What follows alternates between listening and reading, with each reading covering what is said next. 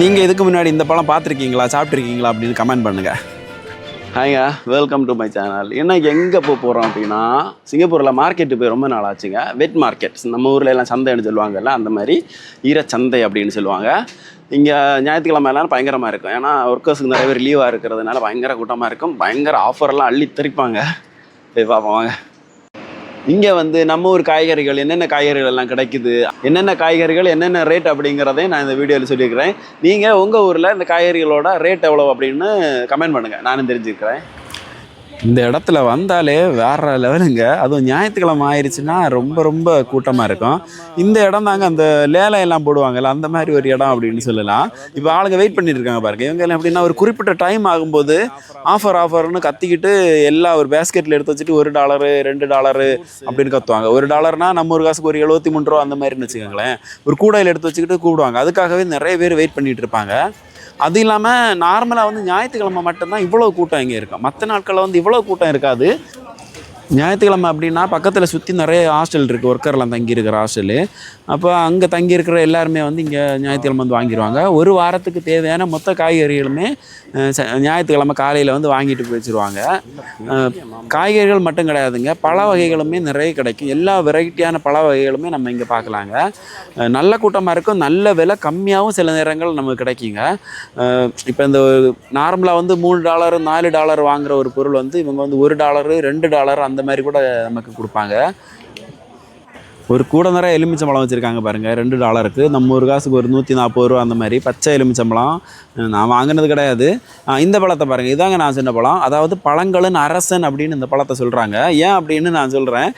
Dorian பழம் அப்படின்னு சொல்லுவாங்க. சிங்கப்பூர் மலேசியாவில் வந்து ரொம்ப ரொம்ப பிரபலமானது. டேஸ்ட் இங்கே உள்ளவங்களுக்கு ரொம்ப பிடிக்கும். ஆனால் நான் இது வரைக்கும் சாப்பிட்டது கிடையாதுங்க, என்னவோ தெரியல. ஆனால் ஒரு நாள் ட்ரை பண்ணணும்னு ஆசையாக இருக்குங்க. சிங்கப்பூர் ட்ரெயின் பஸ்ஸில் கூட இந்த பழத்தை எடுத்துகிட்டு போகிறதுக்கு அனுமதி கிடையாது. ஏன்னா அந்த அளவுக்கு அதோட வாசனை பயங்கரமாக இருக்குங்க.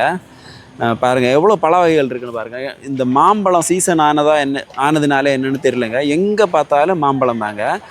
ஒவ்வொரு மாம்பழமுமே ஒவ்வொரு ரேட்டு. அதாவது என்ன சொல்கிறது, இந்த பார்த்தீங்களா அந்த ட்ராகன் ஃப்ரூட் தானே இது. ட்ராகன் ஃப்ரூட் வந்து 50 காசு ஒரு பீஸ். அப்படின்னா நம்ம ஒரு காசுக்கு 30 32 ரூபா அந்த மாதிரி வருங்க. நிறைய கடைகள் இருக்கும். இதுக்குள்ளாடி நம்ம போனோன்னா உண்மையான அந்த ஈரச்சந்தை அப்படிங்கிறது, அதாவது நம்ம சந்தை இருக்குல்ல, அந்த மாதிரி தாங்க ஈரமாக தாங்க இருக்குது. ஏன்னா மீன் மார்க்கெட்டு, மீன் இறைச்சி இது எல்லாமே இதுக்குள்ளே தான் கொடுப்பாங்க. கொஞ்சம் அந்த கூட்டத்தில் வீடியோ எடுக்கிறது கஷ்டமாக தான் இருக்குது. இருந்தாலும் கஷ்டப்பட்டு போயிட்டுருக்குறேன். அந்த கேப்பில் யாராவது எதாவது சொல்லுவாங்களா அப்படின்னு கொஞ்சம் பயம் வேறு இருக்குங்க எனக்கு.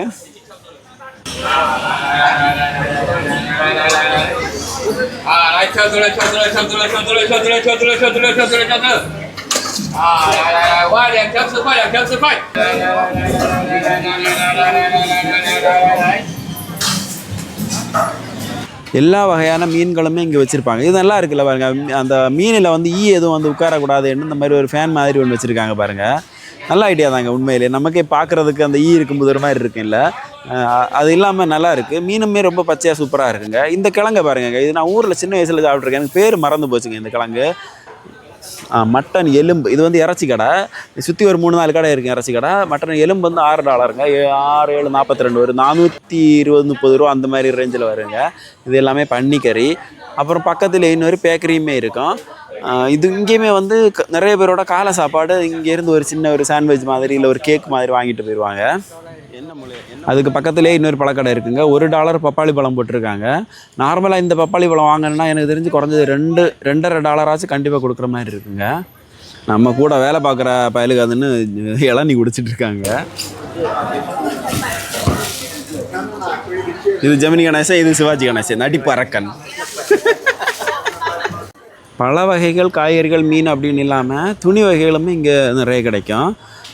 துணி வகைகள் மட்டும் இல்லை, சின்ன சின்ன எலக்ட்ரானிக்ஸ் ஐட்டம்ஸு, சின்ன வாட்ச், இது எல்லாமே கொஞ்சம் ரேட்டு கம்மியாகவே கிடைக்கும். செகண்ட் ஹேண்ட் ஐட்டமாக என்னென்னு எனக்கு தெரியாது, ஆனால் கொஞ்சம் ரேட்டு கம்மியாகவே நம்ம இங்கே கிடைக்கும். பேக் ஐட்டம்ஸு, குழந்தைகளுக்கு தேவையான சின்ன சின்ன துணிகள், அந்த இன்னர் வேர் இதெல்லாமே நிறைய வச்சுருப்பாங்க.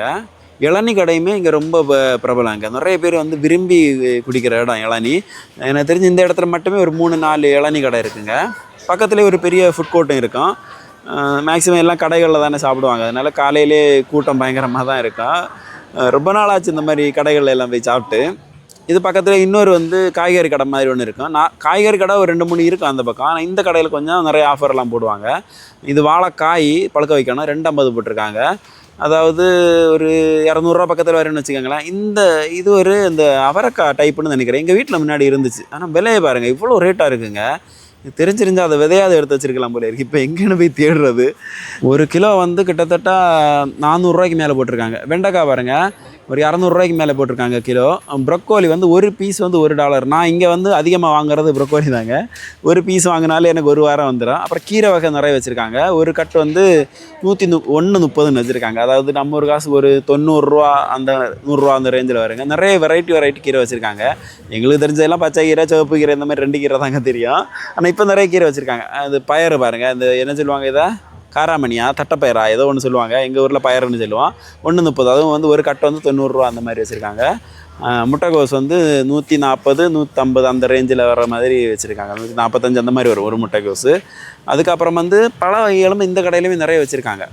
தக்காளியோட ரேட்டு பாருங்கள், ஒரு கிலோ தக்காளி வந்து 2,80 அப்படின்னா ஒரு $200 பக்கத்தில் வருதுங்க. ஒரு தக்காளி 7,321. ஆமாம், $200 பக்கத்தில் வருது. உங்கள் ஊரில் தக்காளியோட ரேட்டுமே ஒவ்வொரு நாளும் ஒவ்வொரு மாதிரி இருக்குங்க. நான் இந்த வீடியோ ரெக்கார்ட் பண்ணும்போது இருந்த ரேட்டு தாங்க அது. அதுவும் இல்லாமல் எல்லா விதமான காய்கறிகளுமே இங்கேயும் கிடைக்குங்க.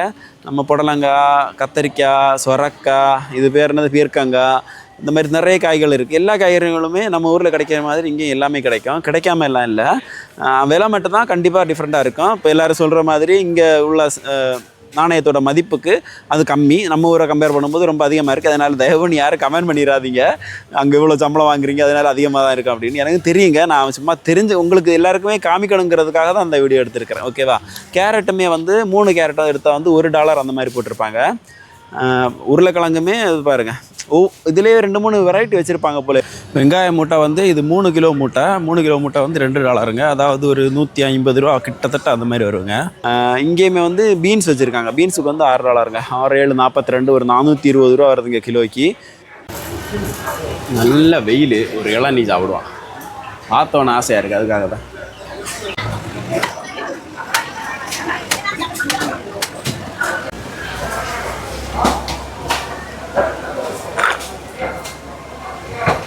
அப்புறமா தண்ணியை குடிச்சு முடிச்சதுக்கப்புறம் கட் பண்ணி கொடுப்பாங்க. அப்போ அந்த உள்ளே இருக்கிற அந்த வழுக்குன்னு சொல்லுவோம், என்ன சொல்லுவாங்க எங்கள் ஊரில், வழுக்குன்னு சொல்லுவோம்.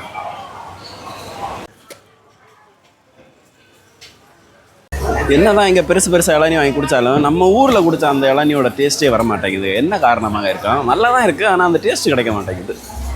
அப்புறம் எப்போ வந்தாலும் கண்டிப்பாக ஒரு வாட்டியாவது போய் பக்கத்தில் பார்க்குறது பலாப்பழம் கட் பண்ணுற இடம் தாங்க. அதோட வாசனையை வேற லெவலுங்க. வாயில் எச்சியை முழுங்கிட்டு வந்துடுவோம். வாங்கி சாப்பிட்டதே கிடையாது. ஊருக்கு வந்து தாங்க வயிறு நிறைய பலாப்பழம் சாப்பிட்றேன். அது என்னன்னு தெரியல, அதை காசு கொடுத்து வாங்கி சாப்பிட்றதுக்கு மட்டும் மனசு ஒப்ப மாட்டேங்குது. ஏன்னு தெரியல. ஏன்னா ஊருக்கு வந்தேன்னு வச்சுக்கோங்க, டெய்லி ஒரு பலாப்பழம் வீட்டில் வெட்டும். அதாவது 24/7 வந்து வீட்டில் பலாப்பழம் இருக்குது. அந்த மாதிரி ஒரு சிச்சுவேஷனில் இப்போ காசு கொடுத்து வாங்க கஷ்டமாக இருக்குது. இந்த இடம் தாங்க நிறைய பேரோட தலையெழுத்தை மாத்திர இடம் அப்படின்னு சொல்லுவாங்க. சிங்கப்பூர் லாட்ரி எல்லாம் விற்கிற இடம். ஓகே, பாய். கிளம்பியாச்சு ரூமுக்கு. போயிட்டு சாப்பிட்டுட்டு தூங்கணும். பாய். இன்னொரு வீடியோவில் பார்க்கலாம்.